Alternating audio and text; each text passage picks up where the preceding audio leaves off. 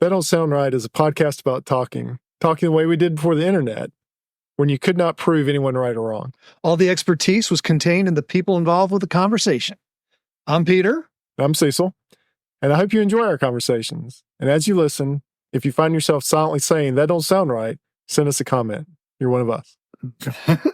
I've got where I go back and have to take a lot of my out. Go ahead and do it. All right, this is I can't sing.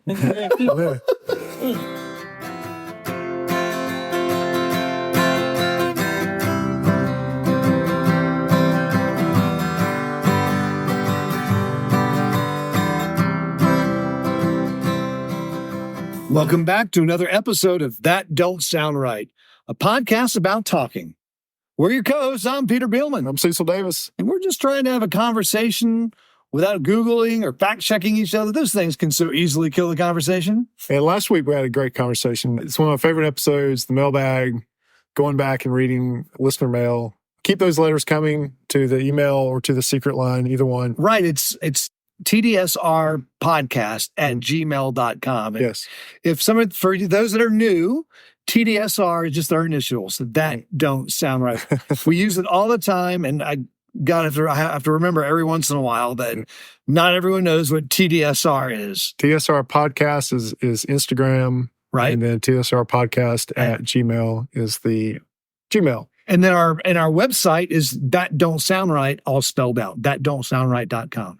And y'all write great letters. I know we give short responses back, but that's because we respond on the air. We read every letter and then we save them. We save them up for the mailbag. We let you know that we got it and then we respond in the mailbag. So keep them coming. So this week's episode is about immortality. Immortality. Well, so now you're already starting talking. Now you're always saying something that don't sound right. Got the conversation going. So there's a company that will create an avatar of you using your voice and your likeness so that your loved ones or your enemies can have you after you die. So when you say likeness, what do you mean? I haven't seen the likeness. I don't know if it's like a cartoon likeness or I imagine it must be like an AI generated photo of you. Really? Yes, I haven't seen that piece, but your voice. Because I'm thinking of like a character on the Wii. Right. Yeah. But I think it's more realistic. Okay. More photorealistic. More photorealistic. So I guess you want to pick a good picture of yourself. Yeah. And have that likeness. And so that piece I don't know exactly how far they go with, but you give them a pretty good chunk of your voice using the one I saw. You do 300 sentences. You do 300 sentences that you recite back, and then they create a AI generated voice. So they have I'm sure it's a set of 300 sentences. They determine that if you read these 300 sentences, then we can accurately reconstruct your voice. Yes. From all of the sounds. We've already done that. Pacing. We've already done that. Right. We just send them. We can send them all 20,000 downloads of our episode, and they can figure out who we are. And that's actually interesting because we're closing in on 150 episodes. Yeah. As we've said many times now over this past week, and on our social media platforms, we've passed 20,000 downloads. 20,000 downloads. Yeah. But yeah, we could pass on this body of whatever it is. Well, I mean, conceivably, AI could listen to all of our episodes. And even without AI, we've got all these episodes that our kids could conceive. Oh yeah, right. Go back and listen. Yes, they can hear our idiosyncrasies, the way we pronounce. But what I was saying, along with what you were saying, is that AI could take all of our episodes and accurately reproduce the way we talk, yes, the way we pronounce or mispronounce. But I would even say, though, with this particular podcast, AI probably could recapture our personality to some level. Yeah, and so if you were to ask AI, what would Cecil say if I asked him this? Right, and it would be a snarky remark, right? And snarky. It would be a snarky remark, but it would be perfectly in your voice. Right. And if it was really good, it'd even fire back with a follow-up question. That you would fire back with a question. Right. And so that's kind of where this is going. So you give them the voice sample, and then you also tell them stories from your life. And I think this may be captured in the questions they give too, so that after they reconstruct this, you would be able to, your loved ones, for instance, would be able to ask this AI avatar questions and that would answer in your voice. And so some of it would be pulled from the web. So like if you ask it how to do it, like one thing I saw is that the person was a cook. And so the loved one would ask them recipes after they died.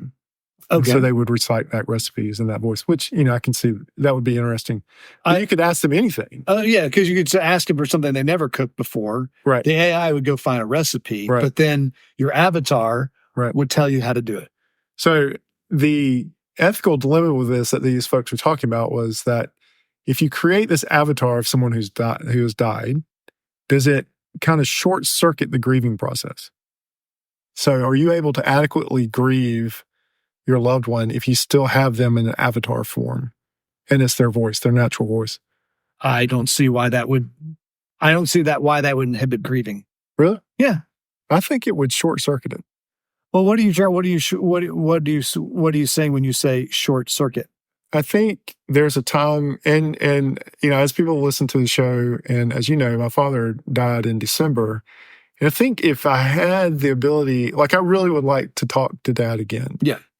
And I think if I had something like this where I could talk to Dad and he would answer in his natural voice. And even his personality. And even with some of his personality, that it would keep the reality of the fact that he's not here from really sinking in. Like even without it, it's been very, like I almost try to call my dad once a day. Mm-hmm. And this is 6 months down the line. Yeah. And so I think if I had that way to interact with him or with his avatar, I think that would probably keep me from naturally beginning to realize that he's no longer here. Really? Yeah, I think so. I mean, it would have to be pretty realistic. It would have to be pretty realistic to convince me that my dad was still Well, back. not that I would still think he's here. I'm just saying I think it would. I wouldn't believe that he's still here. I mean, I would know it was Avatar, but I think it wouldn't allow my mind. It wouldn't allow your mind to for that reality to fully sink in, if that makes sense. Yeah, that makes sense. But what's the danger in that? That it doesn't allow you to grieve their passing, and so it's kind of prolonging this period of, there's 5 stages of grief, and one of the stages is denial. Well, I mean, the 5 stages of grief are really when there's bad news for you, right? That you're going to die. Those are your 5 stages. You don't go through 5 stages of grief when someone does? No, I mean, people have described that, but when the 5 stages of grief were originally designed, it was designed for some who's bound to die. Yeah, if you're going to die, you're going to go through 5 stages of grief because of that. Now, people have tried to apply it for when you've lost somebody, but it's not necessarily. I didn't know that. It's not necessily the application. I just learned something. Well, that don't sound right. There we go. Yeah. Well, even without that, I still think it would just. I think it would be difficult for me to have that. Yeah. Now, the people that were being interviewed were very pragmatic about it, and the wife, whose husband was having an avatar made of himself, said, "Oh, I'll always know it's a machine." Yeah. Right. Right. And so I don't know, and even though I would consciously know it's a machine, I don't know that that would be, to me, difficult to have that ability. No, I can appreciate that. So I have 3 recordings of my dad's voice on my phone from messages he left. Oh, wow. That I go back and listen to. And one I still haven't listened to. One's been unlistened to, and I've just been kind of saving that one. Right. And so it's comforting to hear his voice, but I don't know if I was able to interact with his voice. Yeah. I think that'd be a whole different level of kind of short-circuiting the grieving process. And that's just my opinion on it. Do you think, though, what about saving it? Like you're saving this particular message for some occasion, right? Right. What if we were to create the avatar, but you don't access it for a year or two? Maybe let the grieving process run its course. Yeah. And then bring it back and then start using it. Because I think that's one of the things is that, people begin to forget how someone looks or how they sounded. Yeah. And so you always want to have that, another conversation with someone. And so, yeah, it would be very tempting to, I could see where people really want this. Yeah. Even after a year, like you're saying, to be able to hear somebody's voice again. Yeah. Yeah. Would be very, very tempting. I think that this technology, whoever's creating it, I think it will explode. I think people will And it's really do this. Well, I think so. I think you're right. It's only going to get better too, because Oh, yeah. AI will be able to.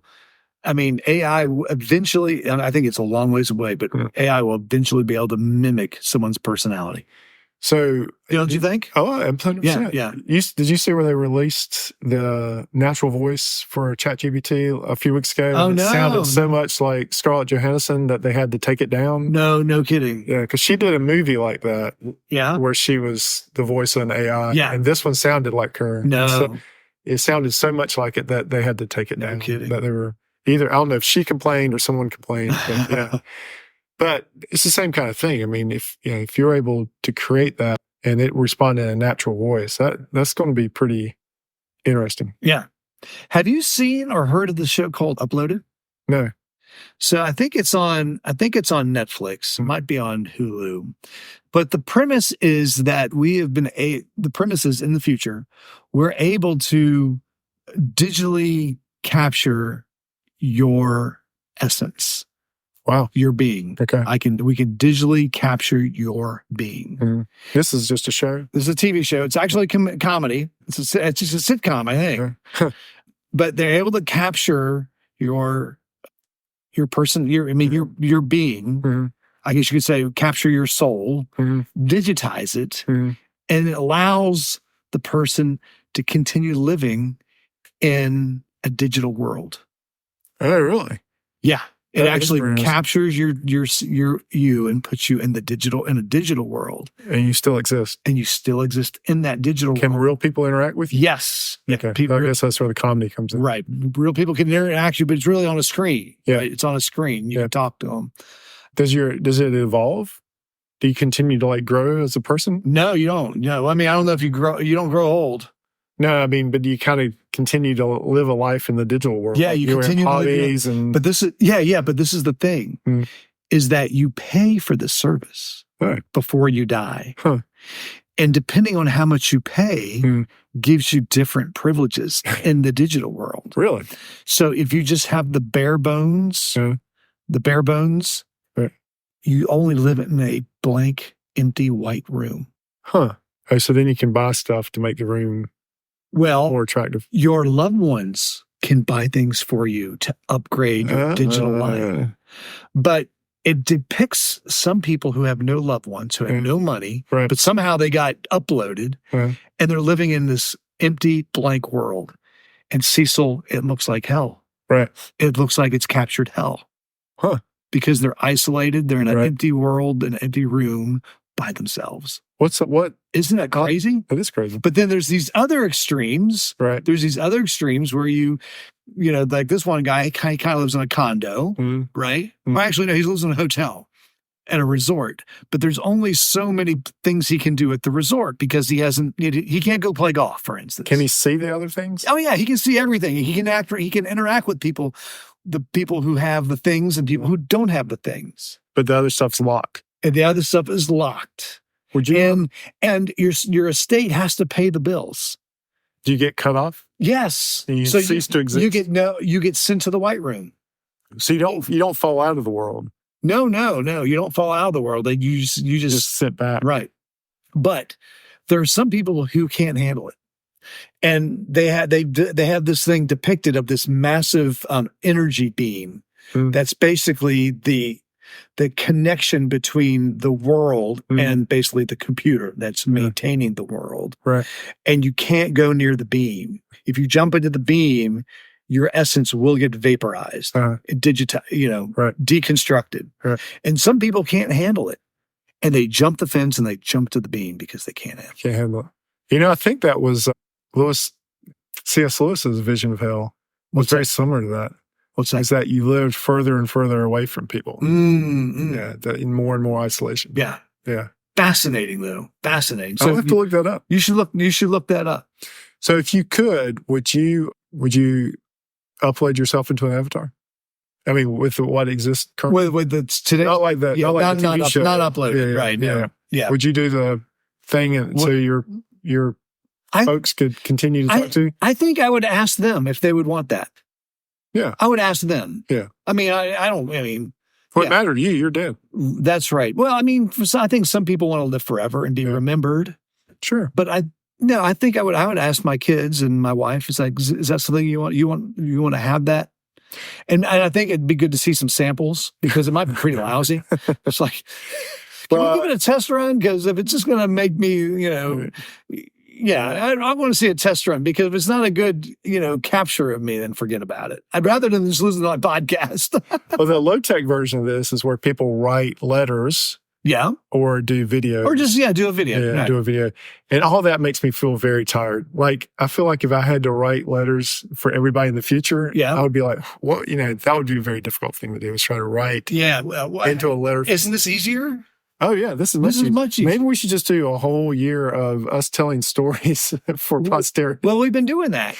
Well, we do have a lot of stories. There are a lot of stories. And that's what, I think that's what NPR's StoryCorps does, is they record people's stories. Exactly. Now, there's no reason AI can't take those stories, apply it to the avatar, and now you got the person back, essentially, just in a digital way. Right. I think that's what the new plot of the new Iron Man is that Tony Stark's... Do you want to give that away? No, I think this is in the trailers. People, if you're like me, you told me that I'm a little sad that you told me, because I don't like that. I don't like to know anything about movies. Yeah, I don't like to know anything about the movies. I think some of this will be explored in the new one. Okay, all right, that's fine. That's fine. All right, no spoilers for our Avatar, our Iron Man fans. More interesting to me than preserving myself as an avatar is if I could know in the afterlife what questions my avatar was being asked. Oh, yeah, right.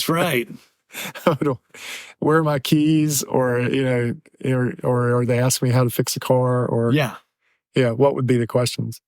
That would what you're saying is you'd like to know a list of questions ahead of time. No, not even ahead of time. It would be, it'd be interesting, like eavesdrop in to what they're asking, what my avatar is being asked after I pass. Right, and then even more interesting, what does the avatar say? Yeah, what does the avatar say? Who said that? That's not me. I would have said that.